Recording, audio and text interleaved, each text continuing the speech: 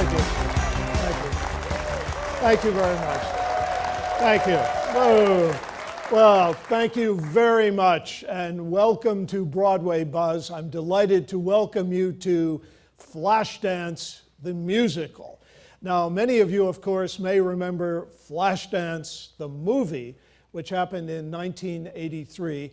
And it's very interesting. This show has had a long history. I tried to think of a way of describing it for you, and so I called it a sort of post-disco, new era musical. And it really is a kind of treatment of a very old story, the Cinderella story. And it's a fascinating tale that's based on a true story. Let me just go back to the true story part of this. First of all, let me introduce a name, Tom Hedley. He was an editor of Esquire magazine. He was really quite extraordinary. He was the youngest editor of Esquire, and he brought together all of the great sort of artists of the day to contribute to Esquire magazine. And those magazines represent, one of the most insightful visions of art as we moved into a very modern era. He was then the editor of a magazine in Toronto called Toronto Life, and he would revolutionize that magazine. And again, once again, he would use all of the great Canadian literary figures to contribute to this monthly magazine. One of the things he did early on in his tenure at that magazine was to interview a young woman. And this young woman worked in a factory, and she was a welder, very unusual for this beautiful young girl to be a welder. And at night, she was an exotic dancer, even more interesting. And so the end result was he wrote this very compelling story about her, with the premise being that she was doing this, working very hard in a factory and working very hard as a flash dancer, to make enough money to go to ballet school. So this is a story about a young woman with a dream. And that, in fact, is the story you're going to be seeing tonight. It is a story that dominated both the film and the musical. Now, ironically, this young woman, when they decided to make the movie, they called her in and said, we are going to be using your life in the telling of this story, and we have to come to some kind of settlement. So would you accept $2,300? She had her lawyer with her. They agreed to that amount. They signed the paper. The movie went on to make $150 million. Now, that's a lawyer you never want to have representing you. So in any case, she went to court to try and protest, but the court stood up to the idea that you accepted this in good faith. So in fact, she did sell her story for $2,300. And the end result is, it is a story that has really touched generations of people. So what I want you to remember about this, even though this story has had so many different incarnations, that's the essence of what draws you to this tale. It really is a Cinderella story. It is a story about a young girl daring to dream. And just as all of us, what you never give up, of course, are your dreams. And the end result was that her spirit and her essence really permeates all of the work that has happened with this from 1983, when the movie was made, to the present. So let me just go back to the development then of this movie. Tom Hedley, then, the editor that I was talking about, who had this idea of writing this story about this young girl, first of all decided that he thought this might make a very interesting musical.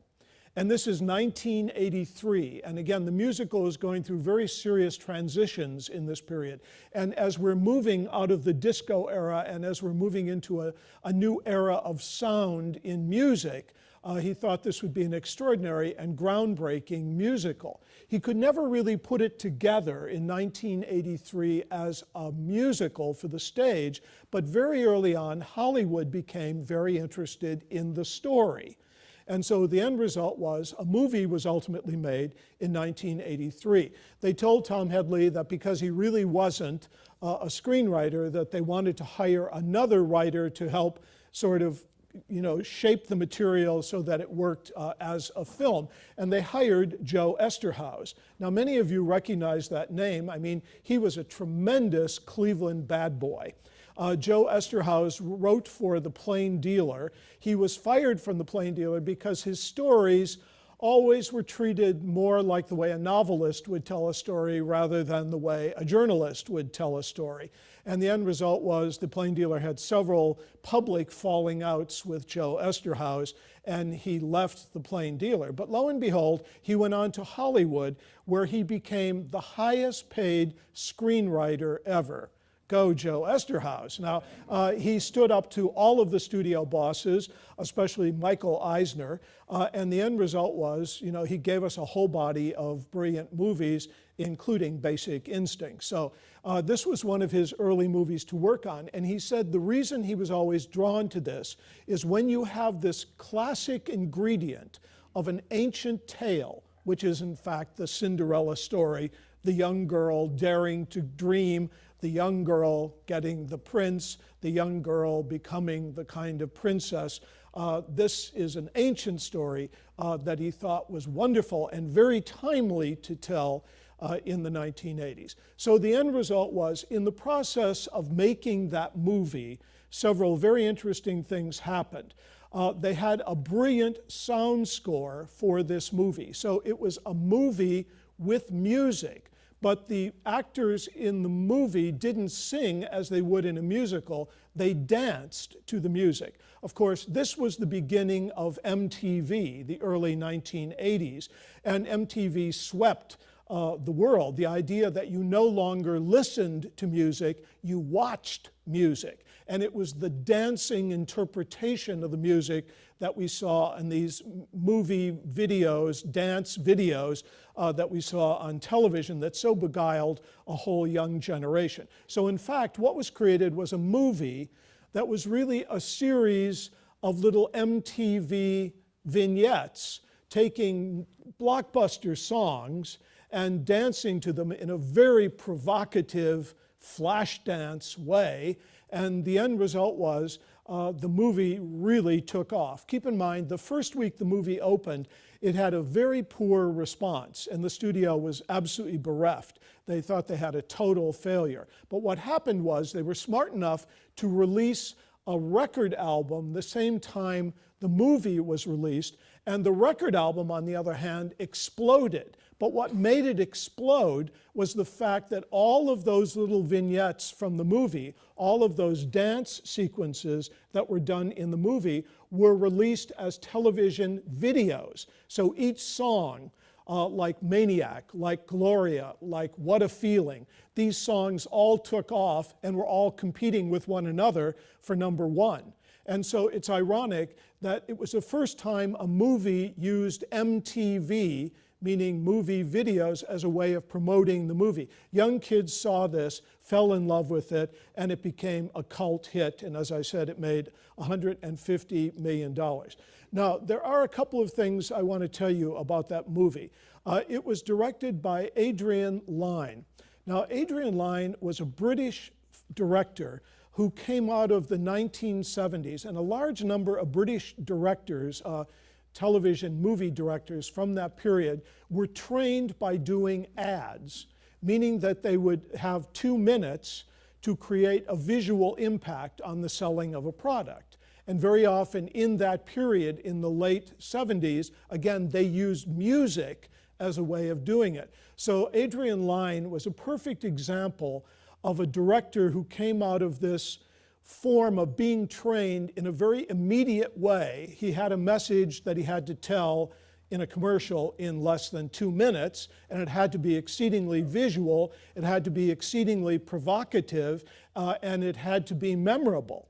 And so he used those skills that he developed in this industry early on in making movies He would go on to make one of his greatest movies called Fatal Attraction, but the end result was he always used this very concise visual way of telling a story. And nowhere was it better than in the way he told the story through the dances in the movie Flashdance. So watch this as you watch the musical tonight. It will be done in a very different way. I was very amused to read, this show has been on the road since 2013 in its development for Broadway. The question is whether or not it will ever go there. I'll talk about that in a few minutes. But what's really vital about this is they have this movie that became so iconic that they had to use, they were locked in to using a lot of the music from the movie and used a lot of this sort of very tight video treatment of a song through dance, that you would interpret the song not by just singing, but by interpreting the song through dance movement. And so this movie was iconic. Everyone had memorized all of those famous dance sequences in the movie. There is an extraordinary sequence in the movie where the young girl, Alexei, sings a song, and it ends with water pouring all over her. That number will end the first act, and it's an extraordinary number. It's very sensuous, it's very powerful, it's visually dazzling, and it's one of the things everyone who saw that movie remembered. But I do want to tell you a couple of things about the movie, how movies can be so enormously deceptive. The young actress that they use playing this central role of this sort of Cinderella character, you have to cast it so that you have this young, sort of fragile girl, but we have to believe that she could work as a welder by day and then believe that she's an exotic dancer by night. The moment you see her dance, you have no question that she'd be a great exotic dancer by night, but you have to believe that she could handle that other part. So it's a very tricky role to play. A young actress who had just graduated from Yale, Jennifer Beal, was cast in this role. But what the devotees of the movie never really knew is that she really wasn't a dancer.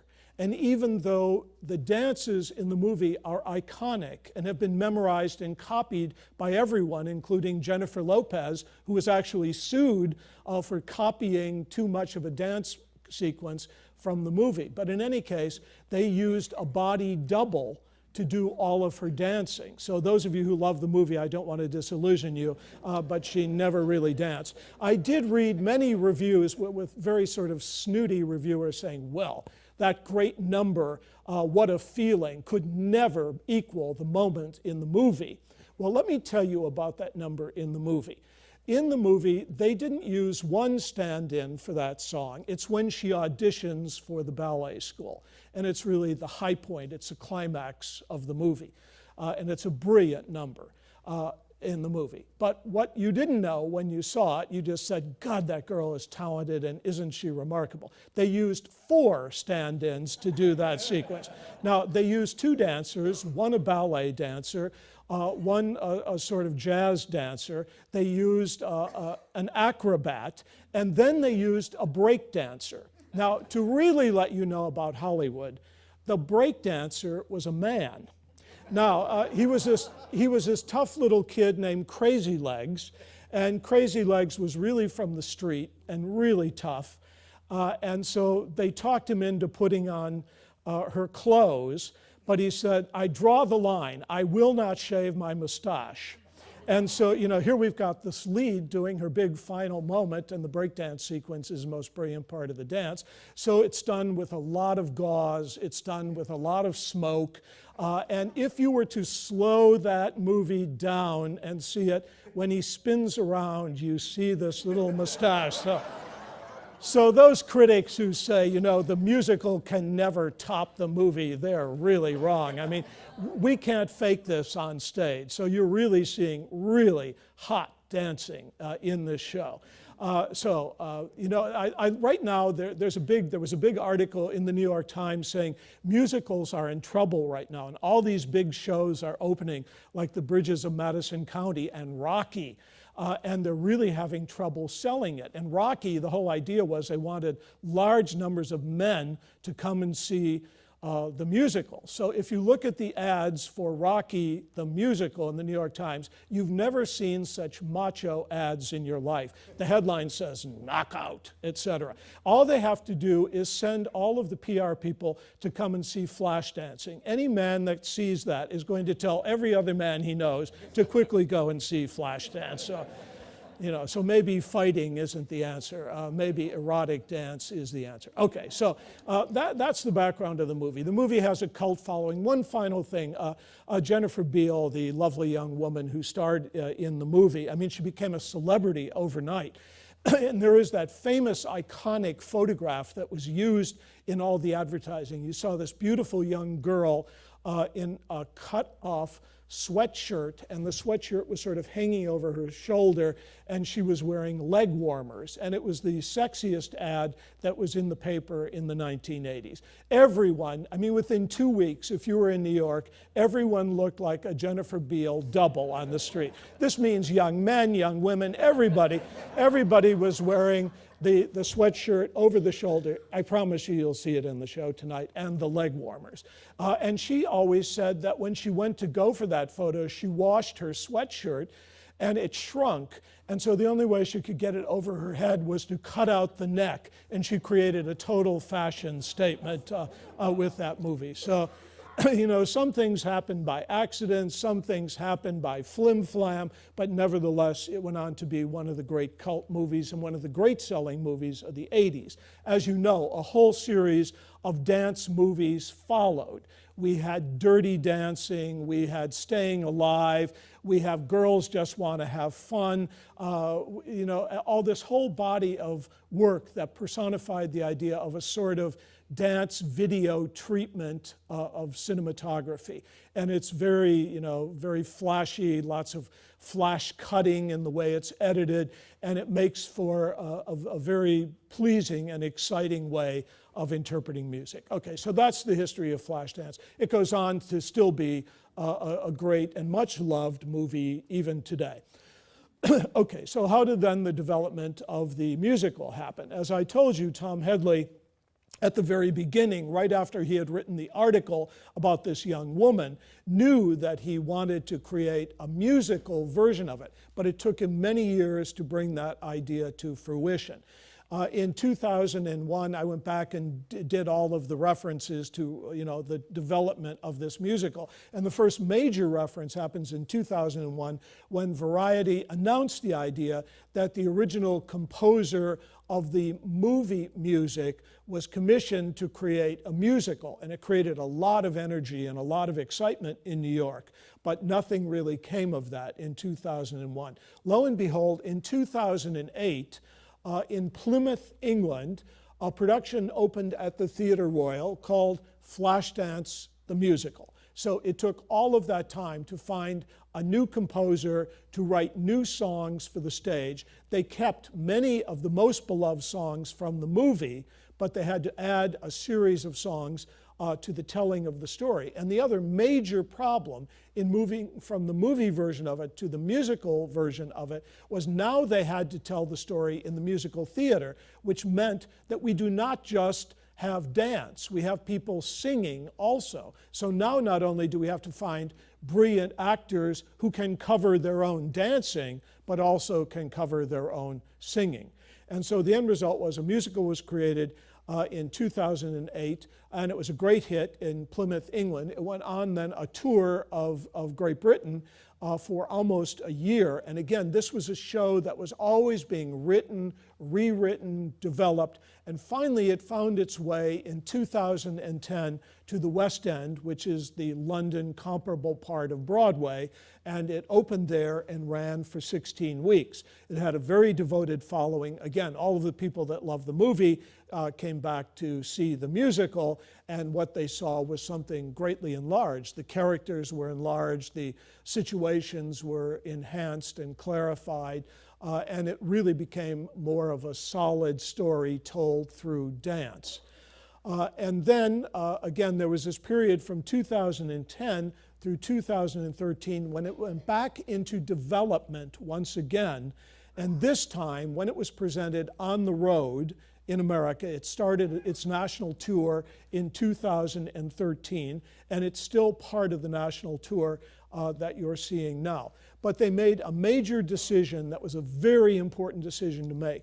They hired a brilliant director-choreographer. His name is Sergio Trujillo. Now, you know his work. Those of you who have been subscribers have seen All Shook Up, you've seen Next to Normal, you've seen Jersey Boys, you've seen Memphis, you've seen The Addams Family. He created all of these, he choreographed all of these musicals. This is Sergio Trujillo's first time where he's the director choreographer, and of course this is the perfect vehicle for him to do that. One of the things, those of you who remember those shows, you remember the tremendous diversity of those shows. Keep in mind, with a show like Next to Normal, this was a story about a bipolar woman, and if you were asked at the end of it, was there any real choreography in the show, you would really not even think of any. But it was Sergio Trujillo who staged all of those visual, brilliant moments, and that the great issue in that play, bringing together the torment that was going on in this woman's body and the torment that was going on in her mind, and he was able to express it so brilliantly in the visual ways he treated her body and the way the actress Alice Ripley moved through the show. I mean, it remains one of the great musical experiences I've ever had. I thought that that work was extraordinary. And I realized after I'd seen many different women play the role that it wasn't only the brilliance of Alice Ripley, but it really was the brilliance of Sergio Trujillo, who was able to physicalize that role so powerfully through movement. And then, of course, you remember the sort of campy dance treatments in The Addams Family, the wonderful period treatment of dance in Jersey Boys, the absolutely electric all-out dancing in Memphis. So this showed this tremendous versatility. One of the things about Sergio Trujillo that's unlike almost any other contemporary choreographer, most choreographers put their very specific stamp on a work.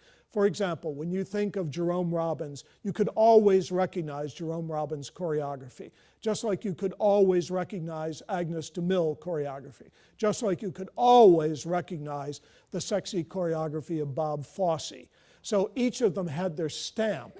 But Sergio Trujillo disappears in each show he does, and it's only the brilliance of dance that comes out. So in my mind, he stands at the top of all of the young, upcoming choreographers in that he really is able to move into the material and bring it to life in such a visual and powerful way. And here he's given such a wonderful tool, because we have this story of a young girl who can only express herself through dance, and she can only reach for her dreams through dance. So it's not just simply creating sensual dance, but it works on so many different levels. So watch for that as you watch the choreography in the show tonight and as you watch this story being told. Of course, there's a love story involved in this. Every Cinderella story has to have a prince.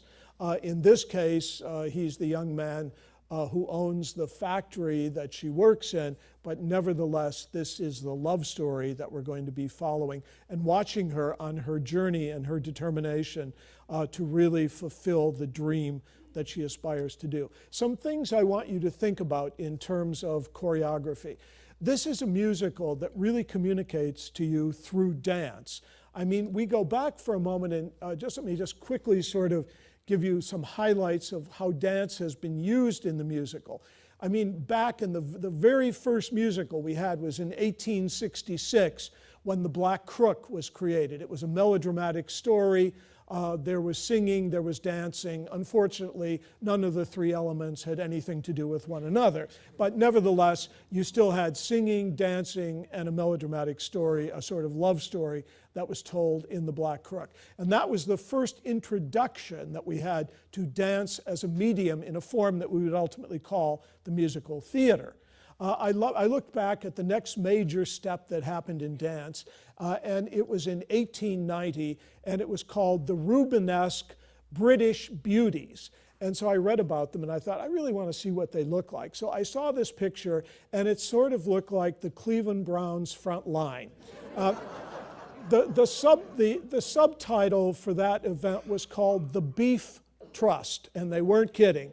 I mean, these were tough ladies, and I wouldn't want to meet any of them in a dark alley. So our idea of chorus girls has radically transformed from the Beef Trust to the present. So as you're watching these beautiful young bodies moving so brilliantly in this show, just go back and think about those British thighs that dominated Broadway in that period. Okay, and then, we moved on in the 1920s. There was a work called Whoopee that was done by the Ziegfeld Follies. And there was a choreographer who was the first to dare to say, we should not just have tap dancing and movement and spectacle in dance. Dance has to tell a story. So Whoopee was going to be one of the first examples where dance did tell a story. And then, of course, we went on to Pal Joey, we went on to Oklahoma and Agnes DeMille, and then that whole body of brilliant work where dance would become the essence in terms of telling a story. We remember high points like West Side Story, where really the whole story, aside from the brilliant music, is told through dance. And so that's the sort of tradition that Sergio Trujillo uses in the creation of this show. Like a true director, he's not just interested in doing his thing, he's interested in bringing out the essence of the real story. Keep in mind, this story was meant to take place in 1983 in Pittsburgh. And it's a very particular location, it's a very particular time, it's a major transition in music, in ideas, in values, and as I said, we were moving out of the Donna Summer's I Feel Love, and we were moving into a different form of expression, again with the idea that the expression was coming through MTV, and we were watching music rather than listening to music. So Sergio Trujillo will tap into all of those elements to bring those elements to life for you in the show. Keep in mind, one of the most important elements about a dance musical always is you have to put the dancer in an empty space. And so you've got to find a way of creating a very strong sense of atmosphere for the show. Keep in mind, we're talking about factories, we're talking about Pittsburgh in 1983. So watch how they brilliantly use these projections on screens, but also notice how wonderfully they're able to open the space for dance. And again, dance is always about the movement of a body in space. And again, the other thing you want to look for always in dance, in a dance musical, is it's very important, the lighting is very important in setting up the body. And so usually in a musical we have a lot of front lighting coming in on the performers, some side lighting and a little back lighting. In the case of a choreographed show like this, the importance is highlighting and silhouetting the body. So there's very strong backlight, there's very strong side light, and be very sensitive to that, how light is part of dance and how light sculpts and identifies the space. Keep in mind, each time these girls go into songs, these are not just frivolous little exotic dances. They're trying to express themselves on the deepest level. A Flashdance, by definition, is sort of an acrobatic dance mixed with jazz. And so it's the movement of the body expressing an idea, expressing frustration. So it's their way of telling the story in a very powerful way. And again, it's so wonderful that it's in the hands of Sergio Trujillo. It gives him the opportunity to move up from not only the brilliant work he's done as choreographer, but now to really be the visionary of a total production where he brings all of the aspects, the visual aspects of the set, the visual aspects of lighting and costuming into the creation of this story. So I think you're in for a great treat tonight. And we will be selling t-shirts in the lobby that you can tear and leg warmers so that when you walk into the theater, you will be as hip as anyone on stage. So enjoy. Thank you very much.